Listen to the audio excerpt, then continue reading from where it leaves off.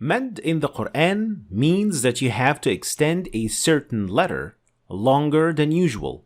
So the length of different types of mad in the Quran will range from 2 harakat or counts, which is around 1 second, to 6 harakat or counts, which is about 3 seconds. But does that mean that you have to hold a stopwatch while reciting the Quran to get it right? Well, of course not. So how can we then estimate the time of mad properly while reciting the Quran? There is a much easier way that you can use to estimate the length of mad correctly every time without using any tools at all.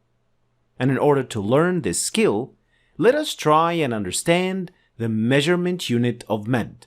And before you proceed, you must be familiar with the types of mad and the rules of application of mad in the Quran, so that you can make the best out of this lesson. So, if you want to improve your understanding of mad, then I highly recommend that before proceeding with this lesson, that you check out this lesson if you're a beginner, or these lessons if you are an intermediate learner. So when we have a mad in the Quran, we say that this mad is 2 harakat, 4, 5, or even 6 harakat.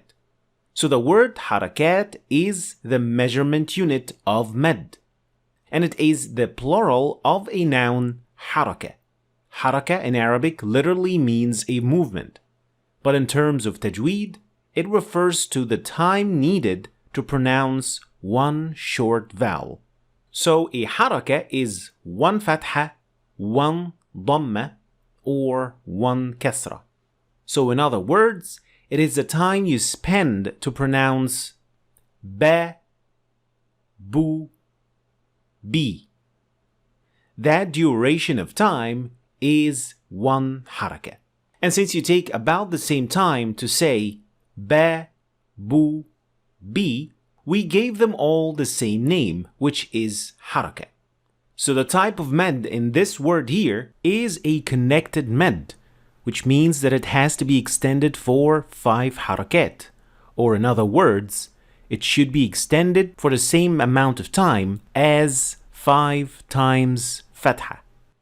But how can we properly estimate the time for one single fatha? Well, the best way to estimate your mad is to link the time you take to say 1 haraka to something you're familiar with, you always have it, and is countable. In other words, you will link between the time you take to pronounce ba, for example, with grasping or releasing your finger, to get a rough estimation on how fast you should grasp or release your finger. So in order to understand this better, I will show you my estimation for 1 haraka, so that you can see how it's done, and then you can apply the same method yourself. So we say ba, bu, bi. Just make sure that you train this movement often enough so that you can tell how fast or slow you should grasp or release your finger, since this movement that you're training now will become your own measurement unit. So try to do it in a way that corresponds to the movement of your hand, and try not to make it too fast or too slow. And once you get that link between your finger movement and pronouncing 1 haraka, then you have successfully created your own estimation of a single haraka, which means you have established your own measurement unit for mad. And now you can simply employ this movement to count mad as you recite the Quran, so that you can easily count 2, 4, 5, or 6 harakat, like in this example. أو كصيب من السماء فيه ظلمات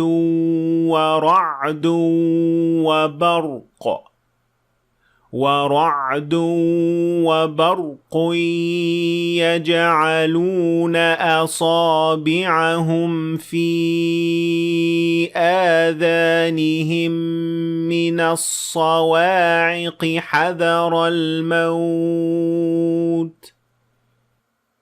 وَاللَّهُ مُحِيطٌ بِالْكَافِرِينَ. So this mad here of 5 harakat will mean 5 grasps or releases of your fingers. And here will be 4, and so on. Now let's have a look at these two examples to understand this even better.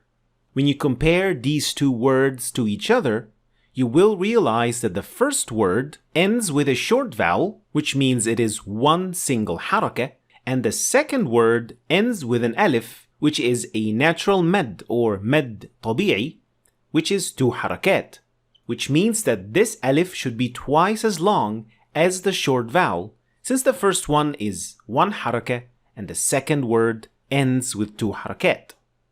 So you would say, قال يا آدم أنبئهم بأسمائهم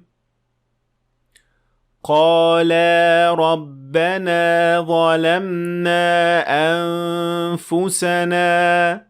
So the mad in this word should be twice as long as in that word. قال against قال. And understanding this concept is particularly important because it can change the meaning if you don't pronounce it correctly. And here I gotta say something very important, which is that the length of mad is not absolute, but rather it is relative. In other words, the duration of a single harakah depends on 2 factors. Number 1, it depends on the person, since someone could grasp or release their finger a little bit faster or slower than someone else. But these should be very minor and slight differences, and should not have significant effect on the length of the mad. Number 2, it depends on which style of recitation you are using. So, are you performing hadr, tahqiq, tadwir, and so on? And we talked extensively about different speeds of recitations in a separate lesson, so check it out if you want to understand that concept completely. Having said that, how long a mad of 5 harakat should take can change depending on who's reciting and on how fast or how slow you are reciting. And that's what we mean by saying that the duration of mad is not absolute.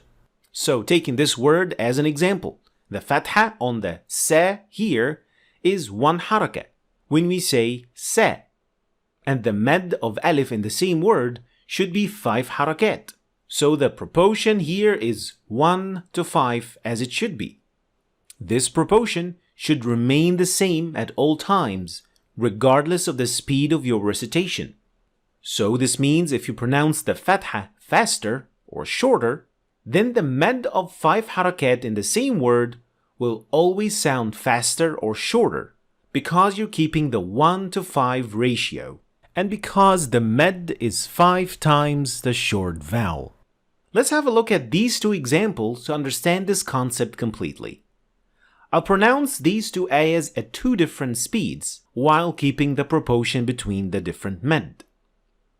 فَلَمَّا أَنبَأَهُم بِأَسْمَائِهِمْ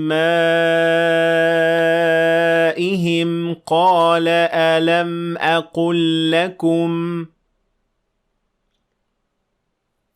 قَالَ رَبَّنَا ظَلَمْنَا أَنفُسَنَا وَإِن لَّمْ تَغْفِرْ لَنَا. Now this was a recitation at an average speed, but if you speed it up, the proportion between the different mad should remain the same. Like so. فَلَمَّا أَنبَأَهُم بِأَسْمَائِهِمْ قَالَ أَلَمْ أَقُل لَّكُمْ. And the second example, قَالَ رَبَّنَا ظَلَمْنَا أَنفُسَنَا وَإِن لَّمْ تَغْفِرْ لَنَا. That's why it is not good practice to radically change speeds in a single recitation, since it will disturb this proportion and can lead to mispronunciation. So in a nutshell, Mad in the Quran is measured by harakat. Each haraka is the time you take to pronounce a short vowel, fatha, dhamma, or kasra. When you manage to link a single haraka to a hand movement, it will make it possible to estimate the Mad quite accurately every time. Just remember that Mad can slightly be different depending on who's reciting and the speed of your recitation. So the most important thing to put in mind is to keep the length of Mad proportionate and consistent throughout your recitation. Thanks for watching. I hope you've learned something new today. If you did, please like and share the video for other people to learn from it. And don't forget to subscribe to our channel if you want to see more videos like this. Thanks for watching, and I'll see you next time.